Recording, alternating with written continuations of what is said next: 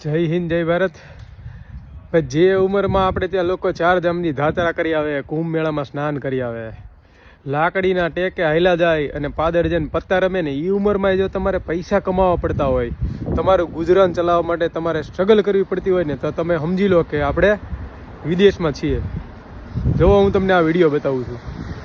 હવે આ દાદાની ઉંમર નહીં તો 80 થી 90 વર્ષ હશે, પણ એ પોતે સેલ્ફ ડિપેન્ડ છે અને કમાવું જ પડે ભાઈ. અહીંયા જ્યાં સુધી તમે જીવો ને ત્યાં સુધી તમારે કમાવું પડે, તો જ મેળ પડે. બાકી છે ને, આ કે ઇન્ડિયા નથી કે આપણે 70 વર્ષે રિટાયર્ડ થઈ ગયા અને છોકરા ગજરાવે ને, નહીં તો ગમે નથી આપણું થઈ જાય સેટિંગ.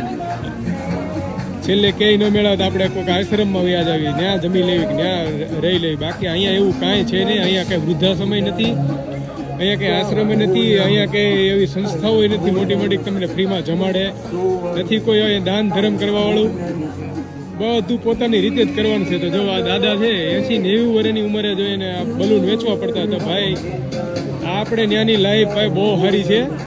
નથી અહીંયા બગદાણા કે વીરપુર જેવા અન્ય ક્ષેત્રો મોટા મોટા કે તમને જ્યાં ફ્રીમાં બધું જમવાનું મળી રહે, રહેવાની સુવિધા મળી રહે. અહીંયા તમારે તમારી રીતે સ્ટ્રગલ કરવાની, કારણ કે અહીંયા કોઈ હગાવાલાય નથી.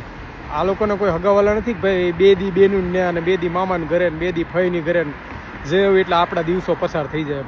અહીંયા બધા સિંગલ જ છે ભાઈ, એમ જ સમજવાનું. અહીંયા બધા રહે છે, અહીંના જે લોકો છે એ લોકો પોતપોતાની રીતે જ છે. 2 જણા હોય તો 2 જોબ કરતા હોય, 2 કમાતા હોય, 2 વાપરતા હોય, 2 પાછા નોખાય અલગ અલગ પડી જાય. એટલે ભાઈ આવી લાઈફ છે અહીંયા.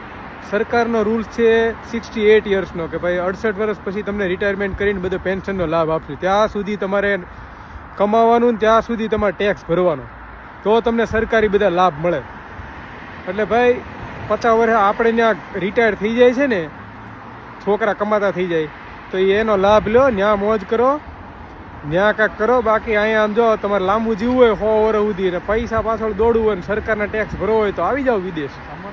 બાકી ત્યાં ખાઈ પીને મોજ કરો, છેલ્લે ક્યાંય ન મળે ભંડારામાં જમી આવજો.